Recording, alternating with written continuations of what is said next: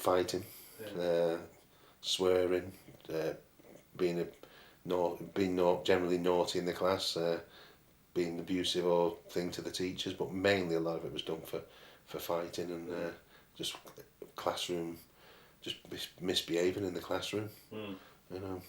Mike, and you'd be told to, and you knew you were going to get the cane because you'd be told to go and wait outside the headmaster's office, and that was like the walk of shame because you'd be stood up there and people would be walking past and they knew you were there to see the headmaster, and it was a big thing then. If you got sent to see the headmaster, it was serious. So was the sort of cane, corporal punishment used all the way through when you were at school? Yeah. It never sort of came to a stop. There wasn't anything that said you can't do that. Not when I was at school. I think it come to an end in about 1984, 85. Right. But certainly in the last year of school, when we were at school, they brought in the Rosler blocks. And Rosler, we didn't know at the time, they built this new block for the school, and we didn't know what it was at first. And then it told us it was Rosler, and it was raising the school leaving age. Right. And it's when they raised the school leaving age from 14 to 16. So if you were unlucky enough to fall into that category, you thought you were leaving school at 14 and suddenly you got 2 more years there. But to make it a bit more pleasant, the Rosler blocks, you'd have a common room where you could do, you'd be able to put music on and you'd have a drinks machine or a Coke machine or, it wasn't, you weren't treated as a kid as much. I think the last year you were allowed to select your own uniform. Right. So you could have, as long as it was a uniform, you could select your own uniform and you just select your own colours and things like that. But I remember these blocks going up, the Rosler blocks, and that's at the same time after that as when the school started getting bigger. And it went from, I think it was 450 pupils to 1,200 pupils. It went to there was a name for it and they give it it's like a large comprehensive, but it literally went from 400 pupils to 1,200 pupils. But I remember them building these Rosler blocks and that. So did they call it something like Burscough High School or Burscough Secondary Modern or something? It always used to be called Trevor Road. Yeah. Because it was situated in Trevor Road. Yeah. So anyone... That's behind the Stanley Institute. Behind Stanley Institute, yeah. And anyone would tell you, they say, well, would you go to Trevor Road? And I wouldn't know you went to Trevor Road School, but then it got changed to Priory High School. That's it, Priory High. Burscough Priory High School. Yeah. And Priory must have come from the Burscough Priory when it was at the top of Square Lane, was it? No, Square Lane, Pippin Street. Abbey Road, wasn't it? Abbey Road, that was it. Yeah, down there. Abbey Road. Yeah. Went to Burscough Priory High School. Yeah. But I still think, even now, if you went to Burscough Priory High School when it changed, you'd probably call it Priory High. Yeah. If you were there you'd say Trevor Road. And anyone who's probably, I don't know, 35 and over, you would say, they'd still know what Trevor Road is. They'd say Trevor Road, because it was the only high school in the place. Right. So when you were, what age were you when you left school? I was 15 days short of my 16th birthday. Right. I was 16 on June the 9th. Yeah. And I left school about May the 29th. And were you doing O-levels at that time? No, I was doing CSEs. Right. O-levels, you were put down, you either were put down to do O-levels or CSEs. Right. And at the time I did CSEs because I'd lost interest in school by the time it was come. All I wanted to do was leave and go in the army. Well, full stop. I wanted to get out and go in the army. I never did get in the army because my mum wouldn't sign me to go in because of Northern Ireland. Yeah. And I got a job. As soon as I left school, I had a job lined up. Yeah. Did you have careers advice or not? Yeah, we had we had a room. If I remember, in the Rosler block, there was a room set up for careers advice, and you go in there, and they would tell you more or less, well, what you'll be doing, or you'll be all right to do this, or you'll be all right to do that. Right. I don't think there was any sort of, it wasn't pupil centred. No. It wasn't like, well, what would you like to be? It was more or less geared around, well, these are the type of jobs we feel you could be doing. And none of them have actually come right. So, I think the Beatles were told they'd make good machinist, weren't they, or something, you know. Yeah. But yeah, I remember it wasn't invested the same. No. Careers advice wasn't invested in, given that when I left school in 1977, you've got the things happening in society. You know, you've got the miners looming up for a fight with Margaret Thatcher.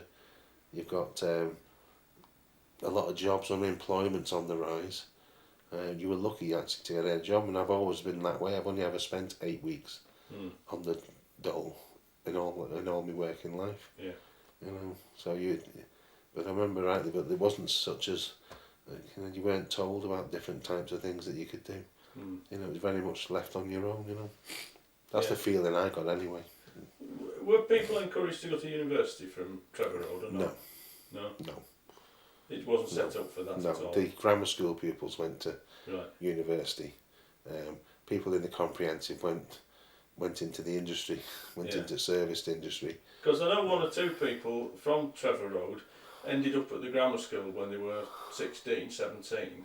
Because the grammar school had a sixth form block. Had a sixth form block, yeah. So we did get, I say we because I went to the grammar school, we did get some imports, if you like, from various schools. And I know my mate from Trevor Road turned up, you know, for the next 2 years to do his A-levels. A-levels. Yeah, there was no A-levels at Trevor Road. No.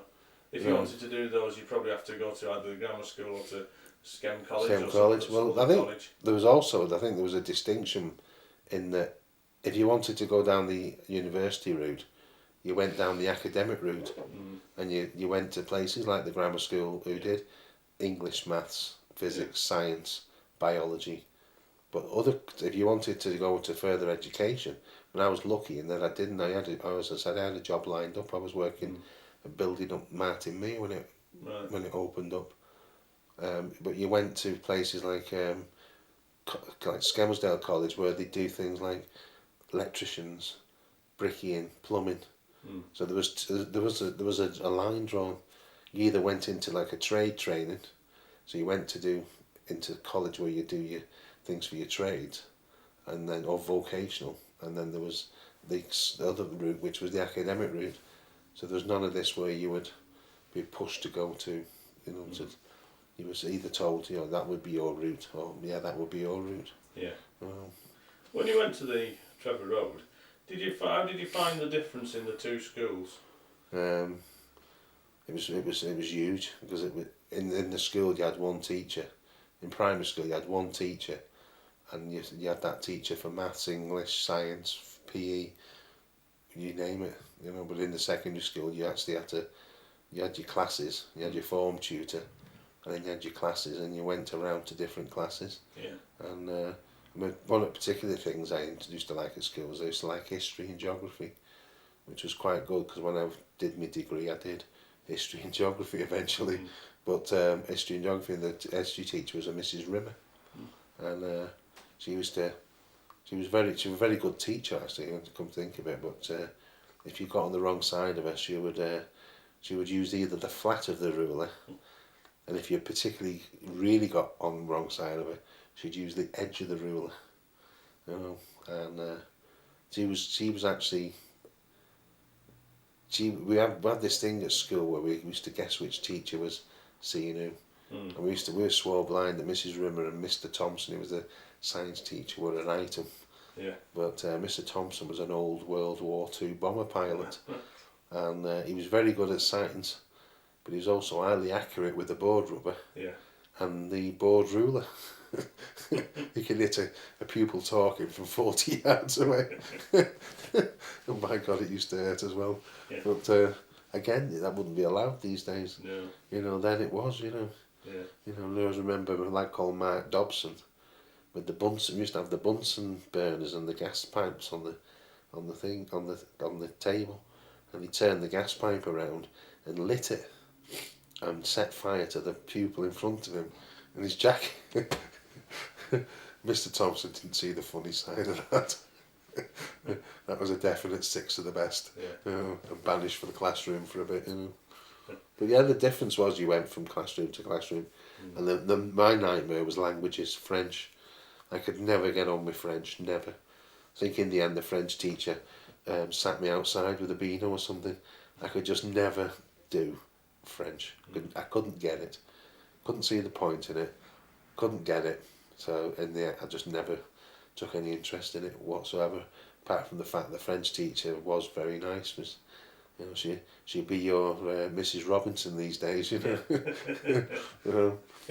But yeah, that was the main thing, and you went to different classrooms. Yeah.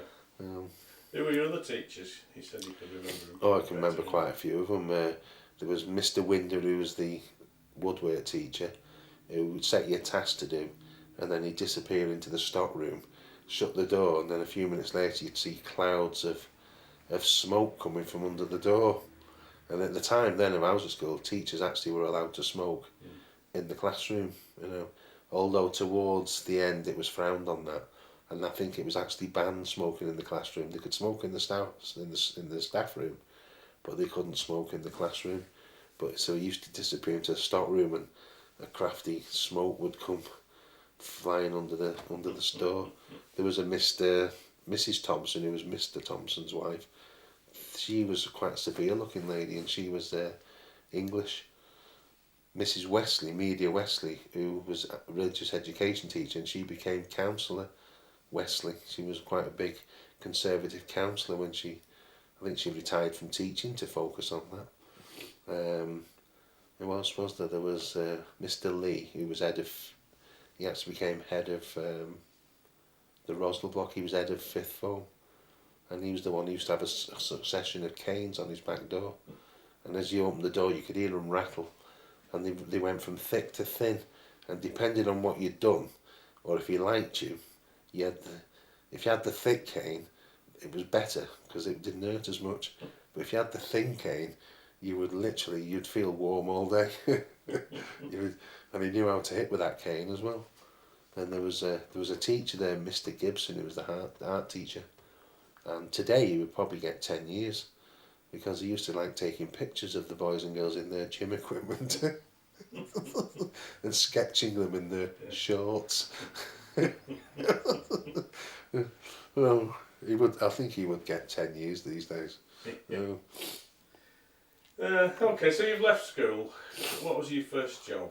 It was working at the Wildfowl Trust at Martin Mere as a sort of general labourer. We used to build the fences, and they were planning it then. They were setting it out. If I remember rightly, it had just been started by Ronnie Barker, who my dad used to work for. He was a big founding member of this. He was very proactive. If I remember rightly, him and Sir Peter Scott were great friends, and they actually sorted this land out for the Wildfowl Trust, and he was like a driving factor from it. Right. And my dad asked him, "Is any jobs going there?" So he got me a job there, and I was paid the grand total of £11.50 a week, of which my mum had £5, and I had £6.50. But it was great. It was good.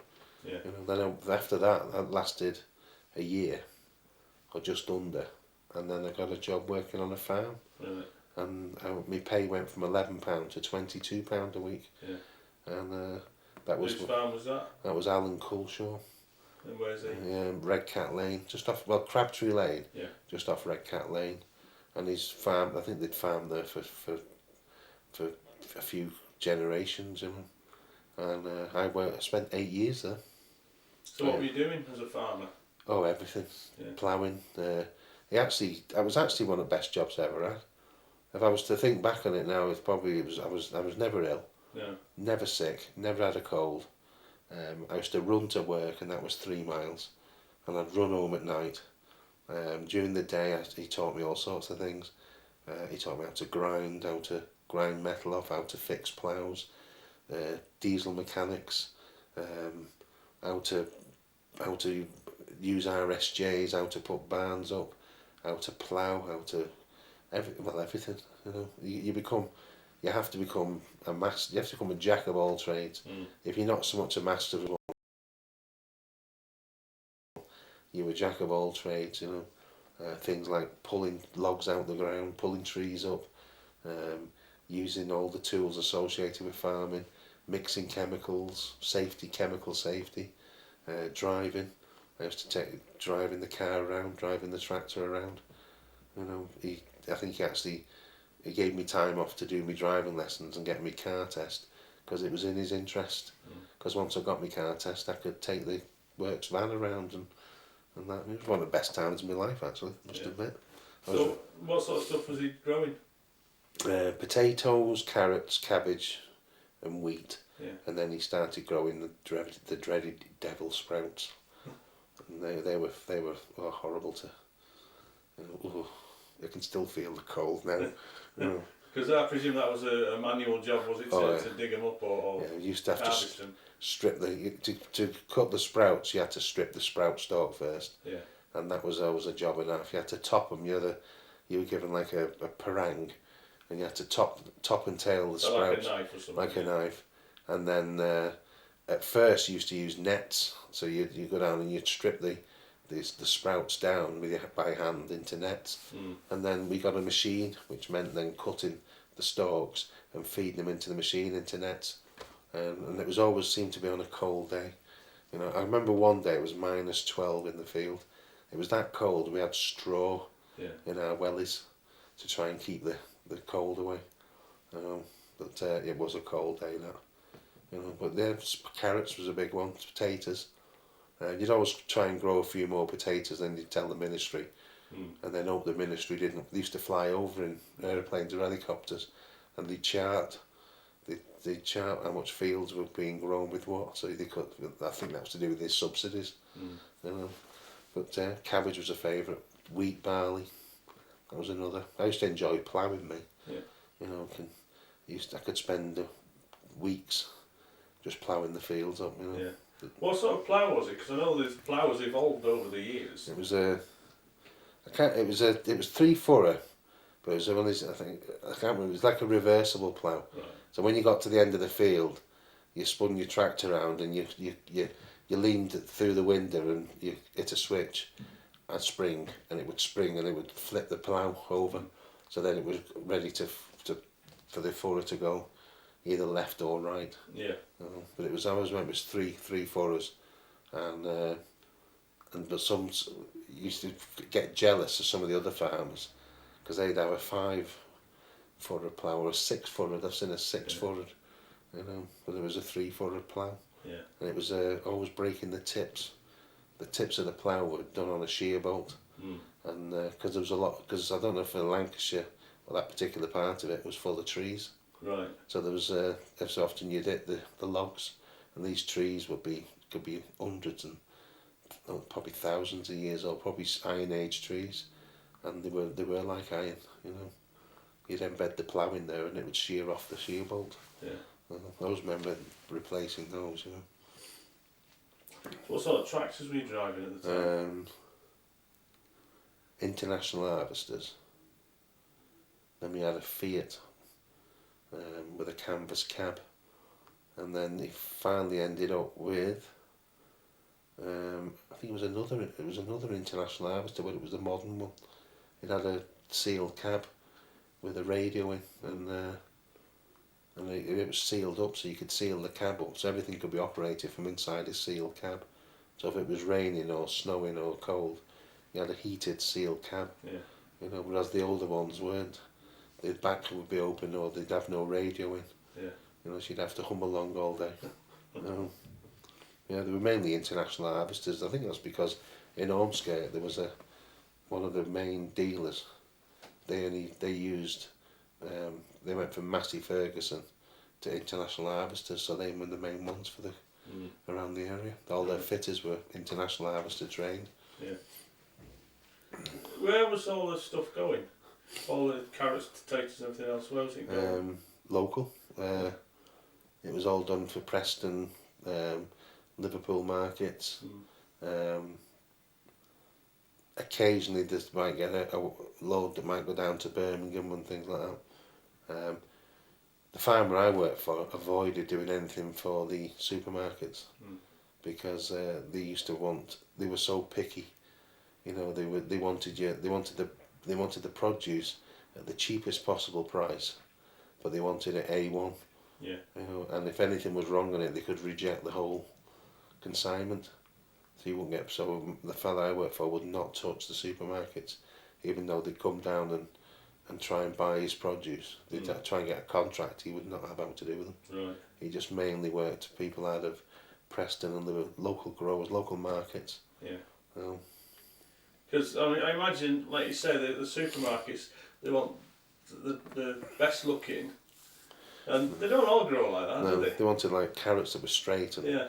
and cabbages that were round and potatoes that were all one size, and it's not how it works, you know. No. You know, so. I mean, I suppose you could put potatoes and things through a grader. We used to put them through a grader. We used to have a grading machine, and it used to have, depending on what you were doing, but it'd have up to 4 graders on. So you'd have your top grade where you get your big spuds and they go for baking, down to the smaller spuds, and then you got your what they used to call chats, and they used to get thrown out at one time. Well, they were known as pig spuds, spuds for pigs. Yeah. But then the restaurants started using them, and what they do is they buy these, wash them, boil them, and serve them up as like your miniature potatoes on your plate. Yeah. So they become a market for them. At one time, those used to be thrown out. Right. But then they started having a market for them. That's fair enough. And then you get to the point where you'd store your potatoes. You used to store them in the barn. So you'd build like walls with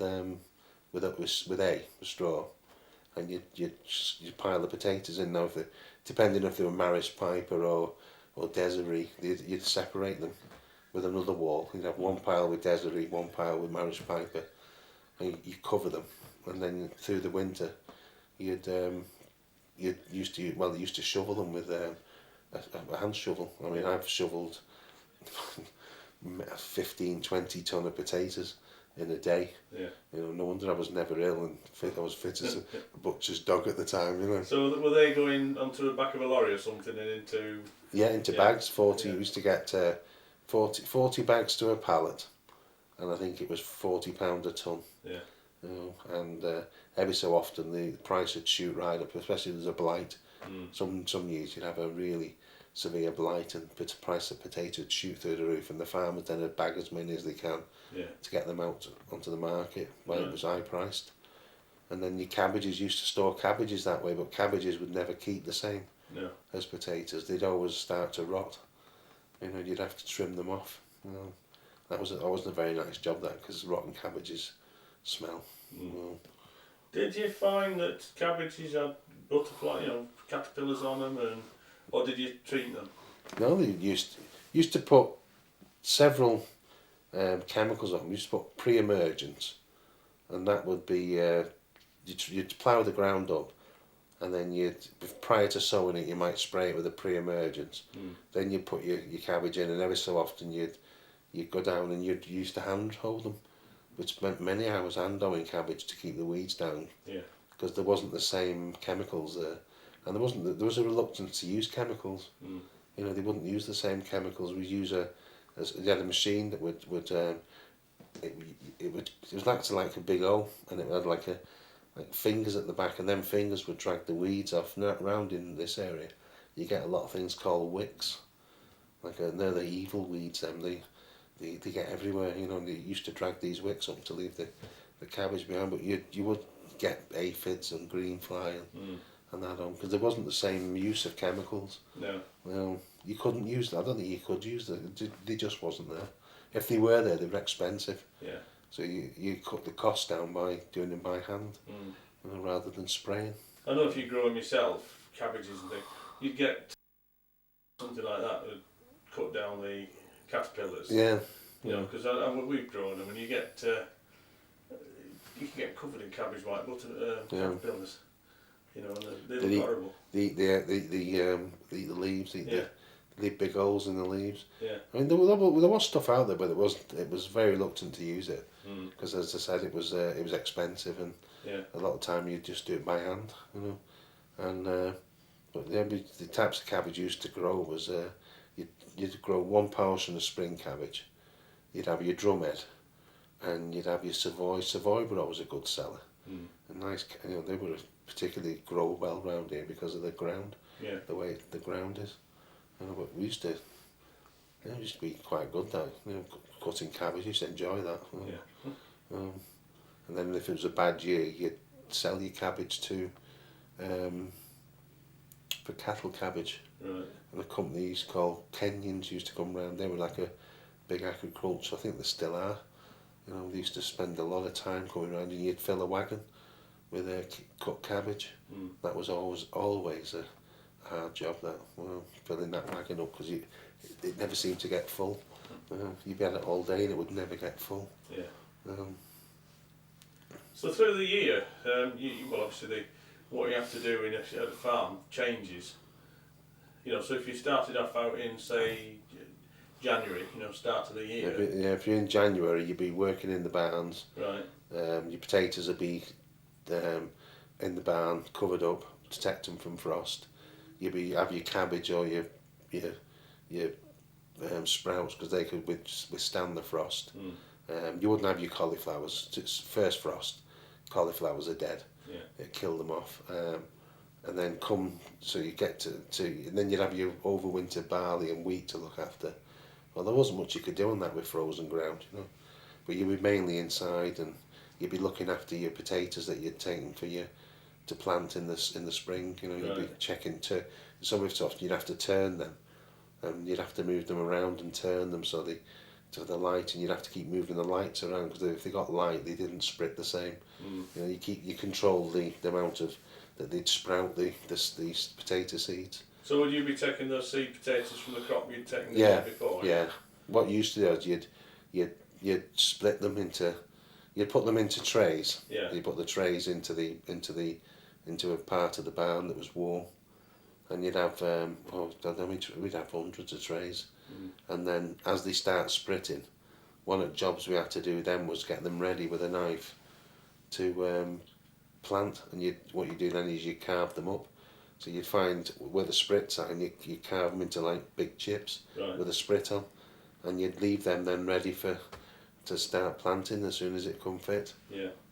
Would you rub any smaller sprits off or not? No. Or just cut them into bits? Just cut them into bits and leave them. And then we'd get the ground ready. You'd rotivate, plough it. Yeah. And then you'd make your furrows, and that was always a job that was you knew you were trusted when you got the job of making the furrows. Right.